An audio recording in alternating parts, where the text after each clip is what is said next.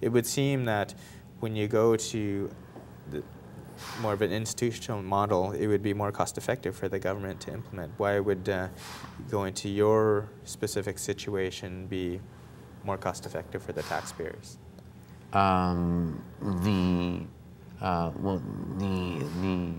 It's a false assumption that institutions are cheaper than community living, which is what the question you're asking. And second of all, the cost is not the first question they ask. The first question they ask is this means of delivering care legitimate in a democracy? And institutions are prisons. They are incarceration. And we have very well documented evidence that for 160 years in Canada, institutions abuse citizens. So they literally should be unconstitutional. Now, second of all, just in terms of cost, it's way more expensive to build a giant institution than to pay the services of people who go to an apartment which the health authority doesn't have to build. So your specific condo situation is enabled by another third party that... a not-for-profit society owns the units.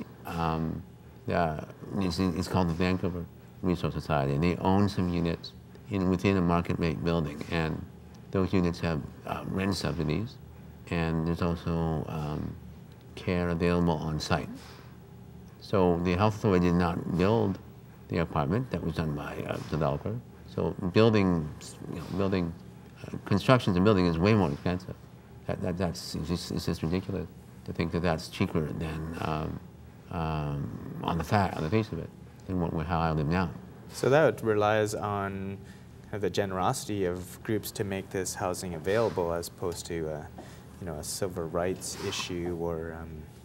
No, I disagree.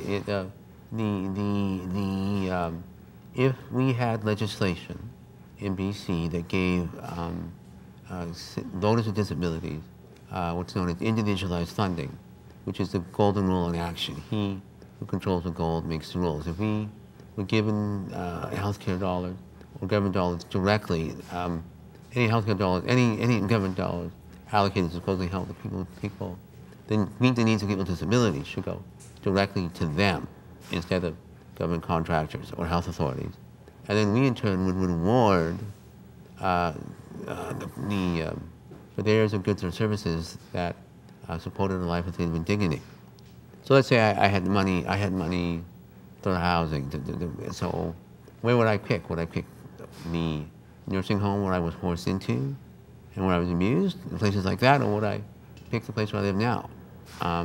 If you truly want to empower me, the best advocate that I can have, I being a voter with disability, is the almighty dollar. And so it wouldn't be the generosity of charities, it would be the self-interest of innovative service providers that I would be in partnership with, because I would reward them with the money that supposedly would meet my needs. So going from this institutional housing or living in that environment from a mental health perspective is very challenging. How did you get through that and get to this, to where you're at today? Like, what did that take, and what did it look like? Well, I was forced into an institution not because of mental illness. I was forced into an institution because of the mediocrity of the service providers in BC and the stupidity of health authorities in BC led to a lack of affordable, accessible housing with the necessary supports in most communities in BC. And so I went from a hideous, stupid, cruel, backward 19th century nursing home to the way I live now. And the way I got there was I thought like a honey badger. I thought like a mad dog. I had to fight every day to get out of there. I thought every day not to get in there, and then every day to get out. And I was lucky that there was at least one innovative service provider out there who had already created housing that I could get to. Was there advocates or support groups? Like, who did you reach out to? I'm trying to get to the point where if someone's in your position right now that in the case of the place that I was at, which is George Christian Center, there was a group called Karma, which helped me a lot. They're an advocacy organization that mentors people who want to move out of Pearson. And of course, my family was a big help too. So, what advice would you give to someone that was in your situation? And my advice is get political.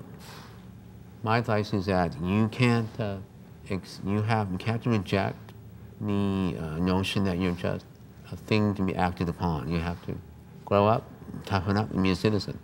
And you have to recognize that the people you're dealing with, the health authorities and similar, they don't care what happens to you. They don't care. And you have to act accordingly. And so you have to act with clarity, focus, and persistence. And focus on any support system that will support a life of human dignity. And also you have to work with other people with disabilities, other voters with disabilities in the family, to change the laws in BC. Because the system is rigged against you, and you have to change that. So how do people get in touch with you, and what are you looking from them to support your movement? Well, our website is civilrightsnow.ca, and you can contact us through there, or email me at civilrightsnow@yahoo.ca. And what we're looking for is anybody who wants to volunteer, anybody who thinks our goal is in the public interest can contact us and tell us how they can help us achieve that goal, and then we'll work it from there. Work it out from there.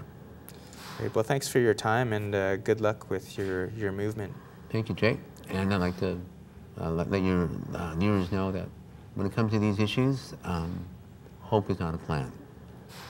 Great. Paul Caune, thanks. Thank you.